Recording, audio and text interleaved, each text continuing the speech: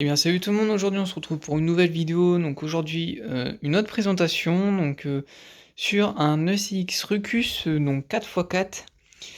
Donc ça c'est une machine d'entrée de gamme, moteur charbon, entre 200 et 300 euros. Donc ce n'est pas ma machine, c'est la machine de mon frère. Je ne la connais pas réellement bien, mais je tenais à vous faire la présentation. Donc déjà, moi, le look, j'aime bien. C'est un look que j'apprécie. Déjà, premier point, la gomme, elle est super bien. Donc les roues, donc nous avons une bonne mousse. C'est vraiment euh, très bien. Elle permet à s'adapter sur toute surface. Donc c'est de la bonne qualité en termes de roues. Donc maintenant, sur la carrosserie, donc le Lexon est assez cassant. Donc vous pouvez voir ici que elle a déjà été cassée. Je tiens à préciser que c'est une machine d'occasion qu'on a payé vraiment pas cher du tout. Donc on a eu cette machine complète avec un autre châssis pour pièces pour il me semble 60-70 euros. Donc c'est une bonne affaire. Donc voilà. Donc la carrosserie elle est bof bof. Elle n'est pas de très bonne qualité. Par quoi commencer? Donc, le train roulement.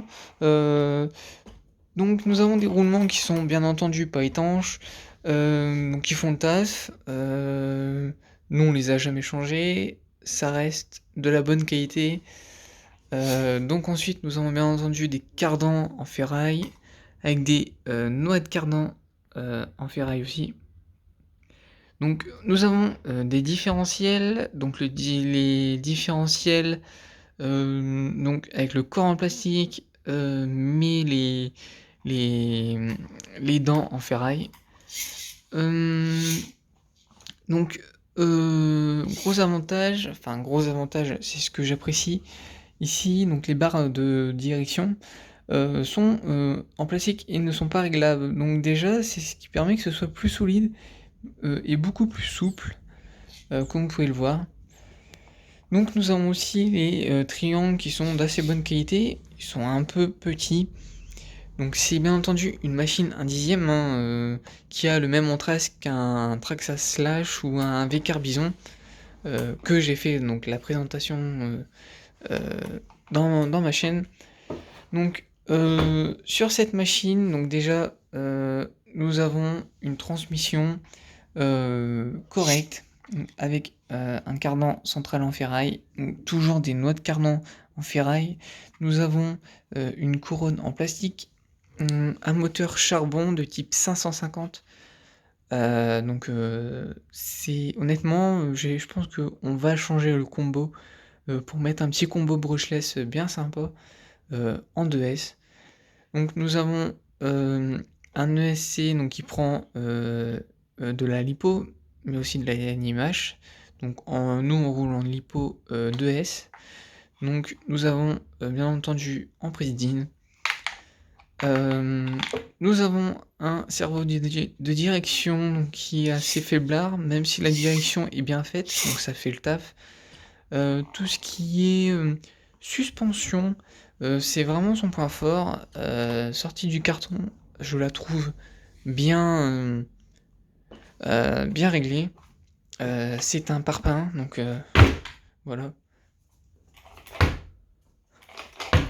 Elle se comporte super bien. Et ça, c'est bien. Donc nous avons des tourelles d'amorto qui sont de bonne qualité, assez flex, donc ce qui permet en cas de choc que ça plie et non que ça casse. Nous avons des pare-chocs de euh, mauvaise qualité, donc ici vous voyez ils se cassent tout le temps au niveau de là. Donc c'est pareil pour le devant, il commence à se casser. Euh, c'est dommage parce que ça protège bien et de ce coup-là, ça rentre dans la carrosserie et puis ça l'abîme. Donc les suspensions sont bien, suspension hydraulique. Hum, donc nous avons un châssis, bien entendu, totalement en plastique, qui fait mal le taf. non, c'est bien, c'est une bonne machine, donc c'est une machine d'entrée de gamme sur les 200-300 €. Réellement, avec un petit combo brushless, vraiment, c'est une bonne machine qui parce que là, c'est un peu ennuyeux, en charbon, mais vraiment avec un petit, combo brushless, ça sera vraiment super bien. Donc nous avons, une Spectrum, donc je sais pas si c'est d'origine, mais ça a été fourni, quand je l'ai acheté d'occasion, une DX2E, donc on n'a jamais eu de problème avec. Donc voilà. Donc rien à dire de plus. Donc c'est une machine 1/10, donc je vais vous, faire l'exemple. Attendez, je remets juste la carrosserie. Hop. Donc j'ai comparé par rapport au Slash, que je vous ai fait la présentation récemment. On va faire ça comme ça, hop. Donc nous avons exactement le même anthrax. Donc là on dirait que le Slash est plus gros, mais en fait non. C'est juste c'est la carrosserie parce que c'est un short course. Mais nous pouvons bien voir que c'est le même anthrax. Il y a aussi le V-Carbison qui a le même anthrax,